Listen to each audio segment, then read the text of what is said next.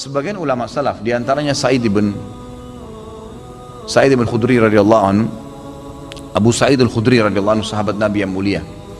Beliau ini sudah sampai pada tingkat level di mana Ibnu Qayyim mengatakan level orang yang sholat itu ada 5. Level yang pertama, orang yang berdosa dengan sholatnya, kata beliau. Siapa ini orang yang berdosa? Orang yang sholat tidak sama sekali memberikan haknya. Ada orang sholat hanya karena disuruh oleh orang lain, hanya karena tidak enak, mau udu nggak udu terserah. Ini berdosa nih. Percuma dia sholat, dia berdosa. Karena di sini riya, dan tidak ada hubungannya dengan Allah SWT, malah berdosa dengan sholatnya. Ada orang yang kedua, sholat tapi nggak dapat pahala. Dia tahu diperintahkan sama Allah tapi tidak dapat pahala, karena dari awal takbir sampai salam semuanya menghayal.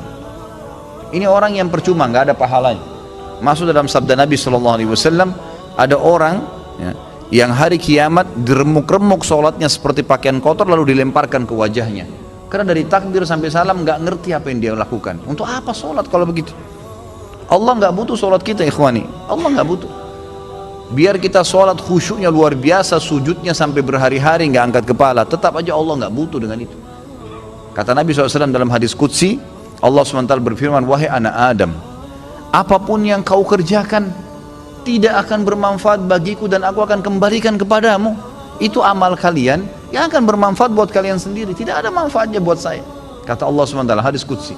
Ini luar biasa, harus kita faham nih, yang tidak boleh salah dalam masalah-masalah seperti ini. Maka kita harus tahu bahwasanya sholat itu kita yang butuh dan bukan Allah Azza wa Jalla. Baik, Abu Sa'id al-Khudri, Ibnu Qayyim mengatakan tadi orang yang kedua adalah orang yang tidak dapat pahala sama sekali. Yang ketiga, orang yang dapat pahala tapi pahalanya pas-pasan. Ini sesuai dengan sabda Nabi SAW. Ada orang yang sholat tidak akan mendapatkan kecuali setengah pahala sholatnya. Ada orang yang sholat tidak dapat kecuali 1/10 dari sholatnya. Jadi kecil, ada pahala tapi kecil, lebih banyak menghayal daripada fokusnya. Yang keempat adalah orang yang sholat berusaha untuk fokus, gitu kan? Tetapi terkadang masih menghayal, masih terlintas.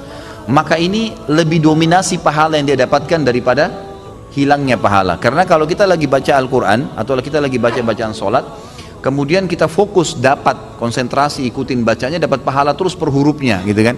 Pergerakan juga ada pahalanya. Tapi pada saat kita baca terus kita nggak sadar lagi menghayal, cuma lisan kita karena sudah terbiasa membaca jadi ngucapin kena rutinitas, itu nggak ada pahalanya, gitu kan? Itu nggak ada pahalanya. Orang yang keempat ini adalah golongan orang yang dapat mayoritas pahala sholatnya, tapi masih ada yang hilang. Bedanya tadi dengan orang yang ketiga, mayoritas pahalanya hilang, cuma sedikit yang didapatkan, gitu kan? Terbalik. Yang kelima, ini yang luar biasa, orang yang sholat semuanya dari takbir sampai salam fokus.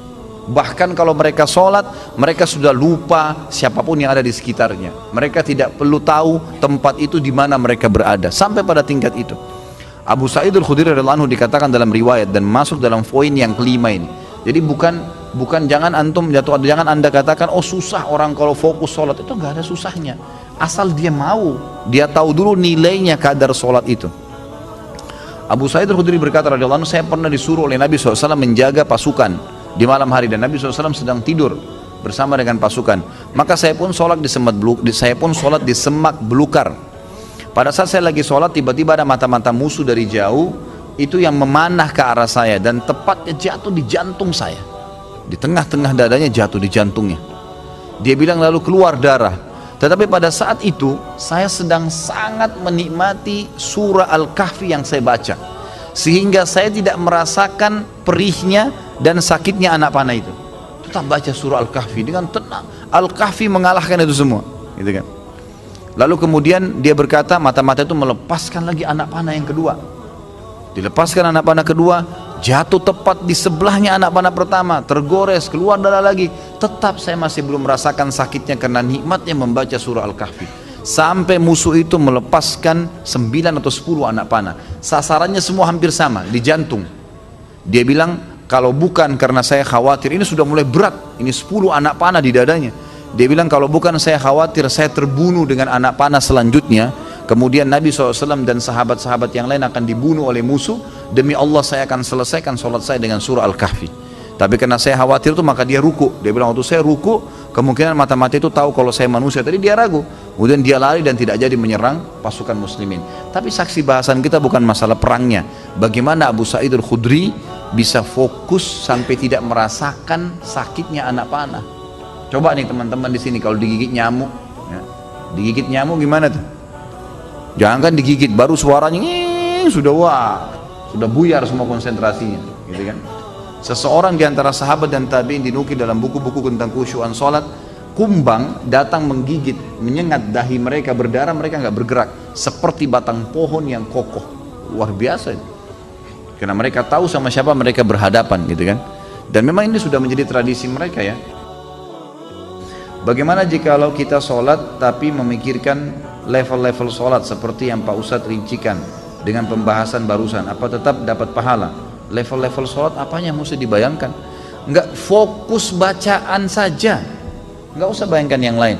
Alhamdulillahirrahmanirrahim, fokus ucapan diucapkan, telinga kita mendengar, mata kita dibuka, lihat tempat sujud. Udah, renungi maknanya. Kalau nggak ngerti maknanya, maka kita ikutin bacaannya. Alhamdulillahirrahmanirrahim, kita dengar dengan kuping kita, gitu kan? Ar-Rahmanir-Rahim kita dengar. Masa kalau dengar musik bisa konsentrasi, dengar Quran tidak bisa, gitu kan?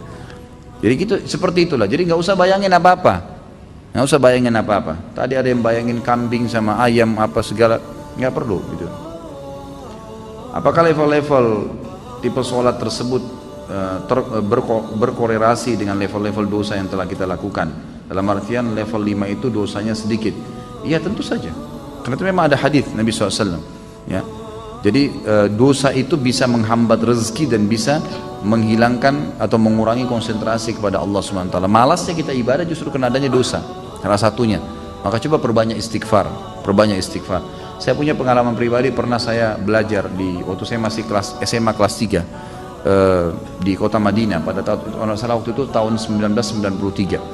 Kemudian saya di masjid kampus lagi menghafal materi balaghah. Memang agak sulit waktu itu materinya. Saya coba hafal nggak bisa, lupa terus. Saya juga kalau sholat, gitu kan, sering kadang-kadang tidak konsentrasi, lebih banyak menghayalnya. Subhanallah, ada teman dekat saya, Dr. Muhammad namanya, sekarang baru selesaikan S3-nya doktornya, adik kandungnya Dr. Sulaiman Rahili, sahabat dekat saya, gitu kan.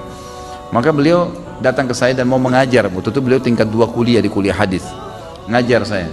Sebelum membuka buku balaghah itu, saya dari asar nih sudah baca nggak faham-faham, dari habis duhur malah, pulang dari kelas ujian saya baca sampai menjelang isya belum faham.